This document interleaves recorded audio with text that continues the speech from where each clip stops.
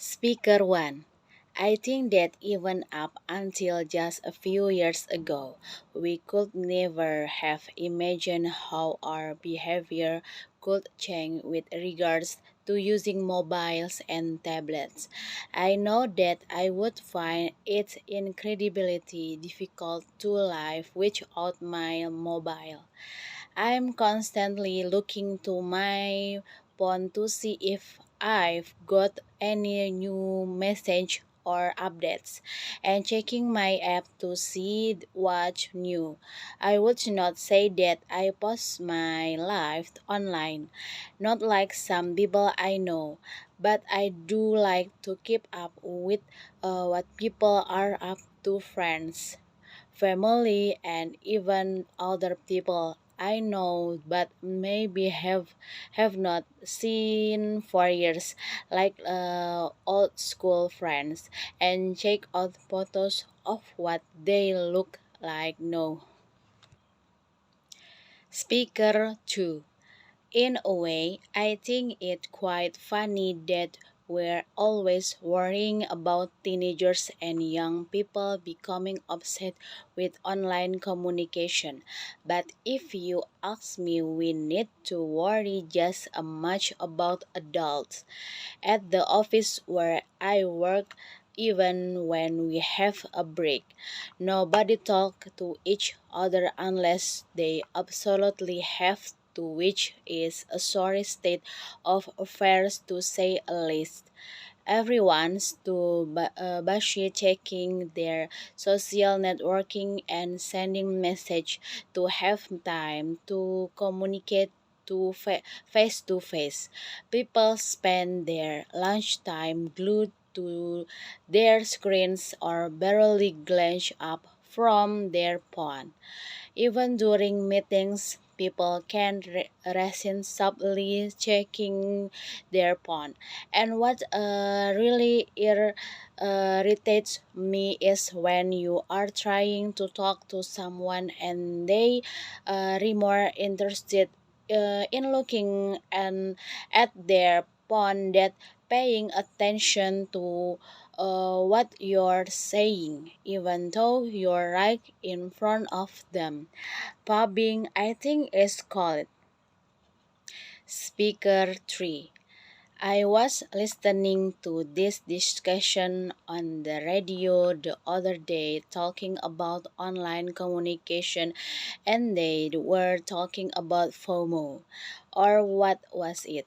Fear of missing out, which apparently is a kind of modern day psychological syndrome which were affected by because of our obsession with online communication.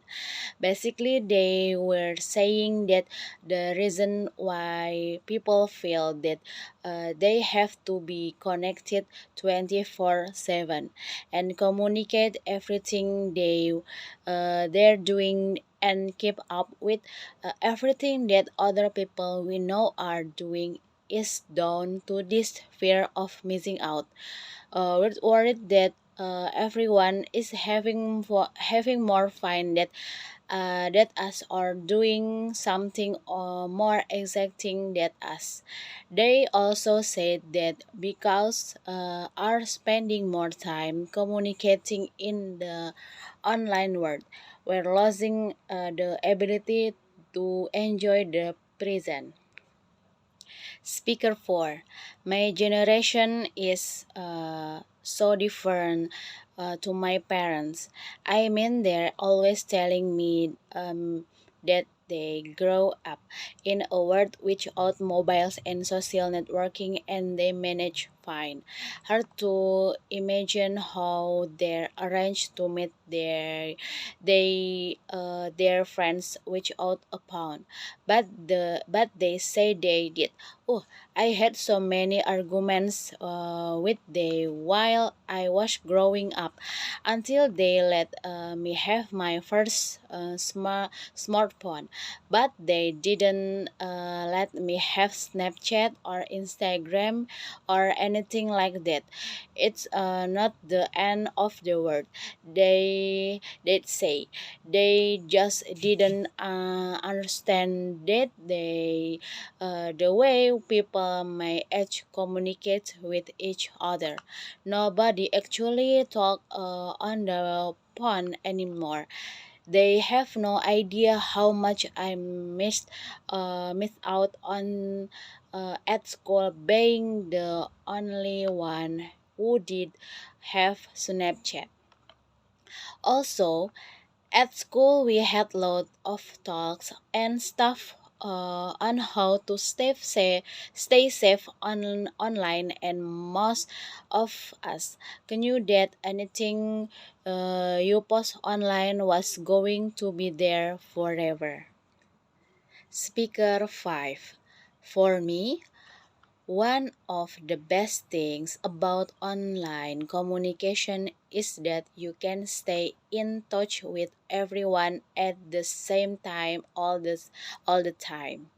You know exactly what's going on when I wear, so you never miss out on anything.